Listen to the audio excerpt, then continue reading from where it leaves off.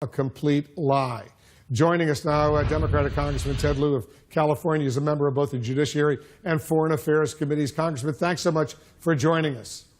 Thank you, Wolf. You just heard Congressman Cedric Richmond, the chairman of the Congressional Black Caucus, lay out his case for official censure of the president in a resolution he wants to bring up next week. Will you vote for a resolution of censure? Yes, and let me first congratulate Congressman Richmond on his leadership of the Congressional Black Caucus. The House Judiciary Democrats will also be joining the Congressional Black Caucus in introducing that censure resolution. And look, what makes America great is that we don't judge you based on your bloodline or your skin color or where you came from. We judge you based on the content of your character. The President of the United States does not understand that. And that's why I joined with Congresswoman Mia Love, a Republican, in calling on him to apologize. Do you think President Trump is a racist? You know, it's a common fact of human experience that a person who makes repeated racist statements is a racist. So you think he's a racist? Absolutely. House Speaker Absolutely. Paul Ryan called his comments unfortunate and unhelpful. Republican Senators Tom Cotton, David Perdue, who were in that meeting in the Oval Office, say they don't recall the president specifically making those offensive comments. What does that tell you? Yeah. Well, it tells me that Senators Cotton and Perdue are lying. If the President of the United States said the word shithole 24 hours ago, you would know that. Either the president said it or he didn't. You don't say you don't recall, and that tells me the president actually did say that. And in terms of Speaker Ryan, I think he needs to condemn the president's language much more strongly, and I think more Republicans need to join Mia Love and Lindsey Graham and others in calling on the president to really make things right. Because the president right now is dividing America.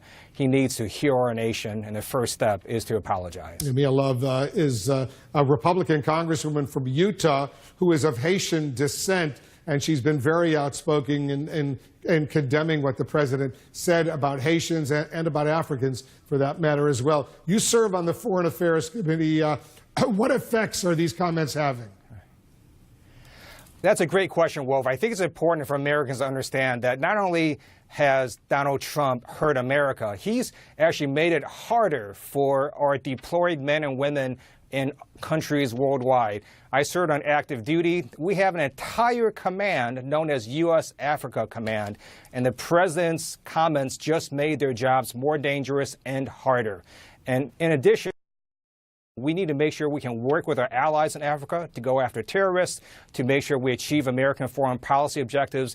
You don't do that by offending multiple nations in Africa and in other places. And again, if the president apologized, he could make things right in a very big way. Yeah, I've been told the United States has 6,000 military personnel, 6,000 troops in Africa right now fighting terrorists, doing other important missions, training African countries, and the concern is they could be endangered to a greater degree because of what the president said. Do you believe that? I absolutely do. You're seeing huge reactions from countries in Africa. You have the African Union now issuing a statement condemning the President of the United States. You don't want our allies to be doing that.